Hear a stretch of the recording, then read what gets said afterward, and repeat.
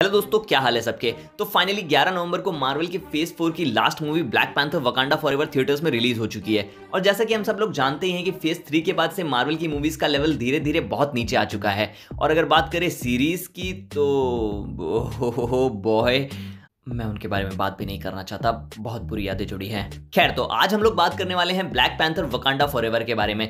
क्या ये movie Marvel की पिछली कुछ मूवी से बेटर साबित हो पाएगी या फिर ये भी एक मजाक बनकर रह जाएगी?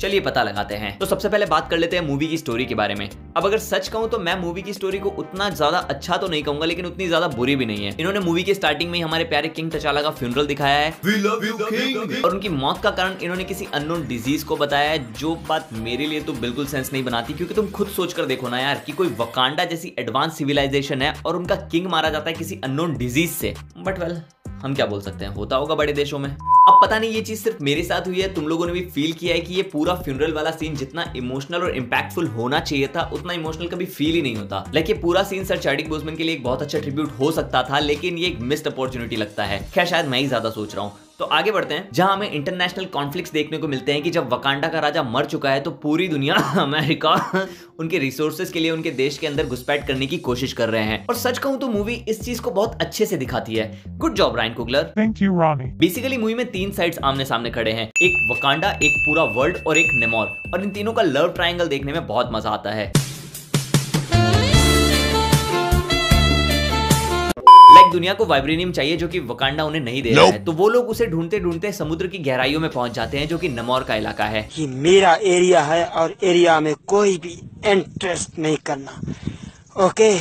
जहां नेमोर वर्कर्स से भरा एक पूरा का पूरा शिप डुबा देता है। Dam, this dude is dark. फिर इन सबके बीच में वकांडा इंक्लूड होता है और ये भसड़ बढ़ते बढ़ते एक वॉर की सिचुएशन क्रिएट हो जाती है। साथ ही मूवी में बहुत कुछ था दिखाने को, जैसे टिचाला का फ्यूनरल, शूरी का कैरेक्टर आर्क, एक नया विलन, दुनिया का लव ट्रायंगल और एक नई कैरेक्टर जिसके पीछे ये पूरा राड़ा हुआ। और मूवी इन सबको बहुत अच्छे से हैंडल करती है। साथ ही मूवी में इतना सब है जैसे इमोशंस, कॉमेडी, रिवेंज, लेकिन फिर भी मूवी बिखरी बिखरी फील नहीं होती। सो एक बार फिर बोलना पड़ेगा, गुड जॉब सर जी। तो चलो, अब इतनी तारीफ कर ही लिए तो थोड़ी बुराई भी कर लेते हैं। तो सेकंड हाफ के बाद मुझे मूवी की पेसिंग बहुत फास्ट लगी। लाइक एक के बाद एक बड़े इवेंट, सब कुछ बहुत जल्दी जल्दी हो रहा था और किसी भी नए वॉचर के लिए ये कैचअप करना बहुत मुश्किल हो जाता।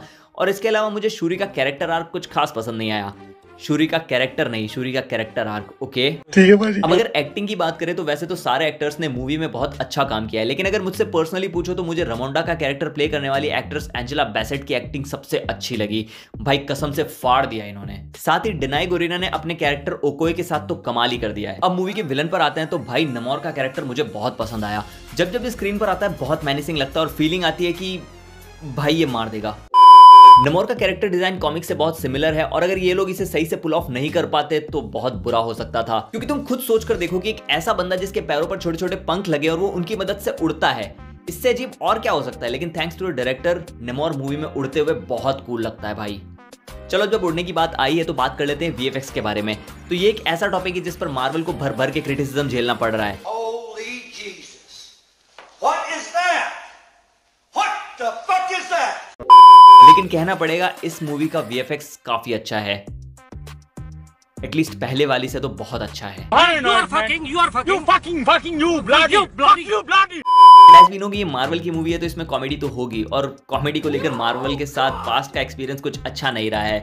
बट कहना पड़ेगा इस मूवी में इन्होंने इसे ओवरडू नहीं किया है। मूवी में कॉमेडी से ज्यादा एक्शन है, जो कि बहुत अच्छा है। रिरी विलियम्स का कैरेक्टर मुझे अच्छा लगा और इन्होंने उसे आयरन मैन जैसा दिखाने की कोशिश की है, जिसमें कोई भी बुराई नहीं है। Even though we all know that no one can replace Tony, but जो भी था अच्छा था। अगर म्यूजिक की बात करें तो मूवी में बहुत अच्छा है, जैसे कंपोज किया है लुडविग गोरिंसन ने। इन्होंने ब्लैक पैंथर 1 का भी म्यूजिक कंपोज किया था, साथ ही टेनेट और मैंडलोरियन में भी अपना म्यूजिक दे चुके हैं, तो इनकी काबिलियत पर तो कोई शक ही नहीं था। तो अंत में मैं बस इतना ही कहूंगा कि मुझे ब्लैक पैंथर वकांडा फॉरएवर काफी अच्छी लगी, खासकर मार्वल के पिछले कुछ प्रोजेक्ट से। लेकिन जब ये मूवी फिनिश होती है तो अंत में कुछ अधूरा सा लगता है, और शायद ऐसा हमारे प्यारे किंग टचाला की कमी की वजह से हो। May his soul rest in peace. और हाँ, अंत में जाते जाते इतना जरूर बता दूं कि अगर मूवी देखने जा रहे हो तो ब्लैक पैंथर 1 एक बार एटलीस्ट जरूर देख लेना। अब अगर वीडियो पसंद आया हो तो सब्सक्राइब जरूर करना। मैं आपसे मिलूंगा अगले वीडियो में, तब तक के लिए गुड बाय।